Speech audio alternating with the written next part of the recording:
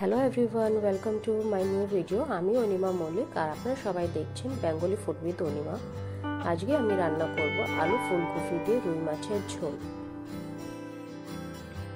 আলু ফুলকপি দিয়ে মাছের ঝোল রান্না করার জন্য আমি সব থেকে আগে মাছগুলোকে হলুদ লবণ মাখিয়ে ভেজে নেব।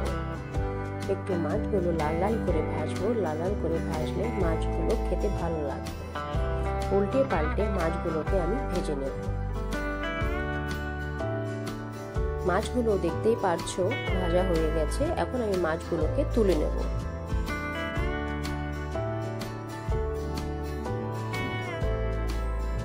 মাছ ভাজা তেলের ভেতরেই আমি যে আলু ফুলকপিগুলো কেটে রেখেছি ওগুলো একটু হলুদ দিয়ে ভেজে নেব।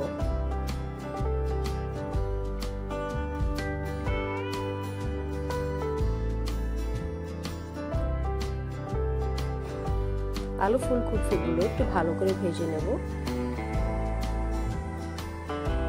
আমার আলু ফুলকপিগুলো ভাজা হয়ে গেছে। এখন এইগুলো তুলে নেব।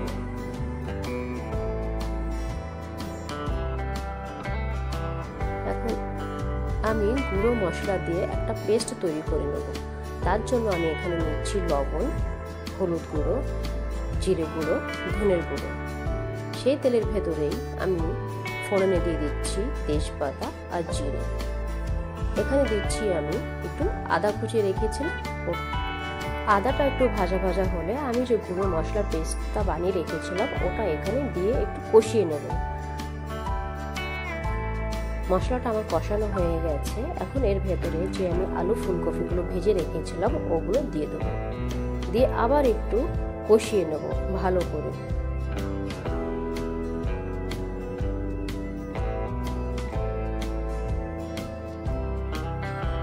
ভালো করে একটু নাড়াচাড়া দিয়ে কষিয়ে নিতে হবে।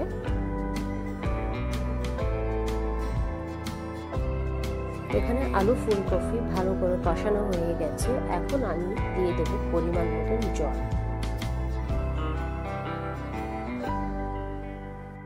এখন এটাকে ভালো করে নাড়িয়ে চাড়িয়ে চেরা কাঁচা লঙ্কা আর টমেটো দিয়ে 10 মিনিটের জন্য চাপা দিয়ে রেখে দেবো।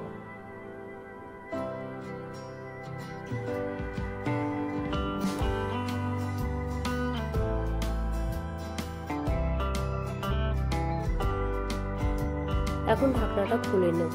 ঝোলটা ভালো করে ফুটে গেছে। দেখে নেব আলু ফুলকপিগুলো গলে গেছে কি না। আলু ফুলকপিগুলো ভালো করে গলে গেছে। এখন আমি দিয়ে দেব ভাজা মাছ।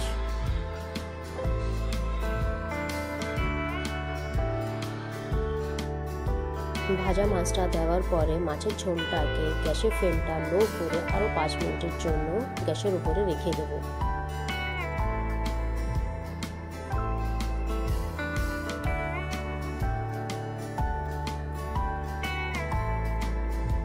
মাছের ঝোলটা রেডি হয়ে গেছে। এখন আমি উপর দিয়ে একটু ধনিয়া পাতা দিয়ে দেব।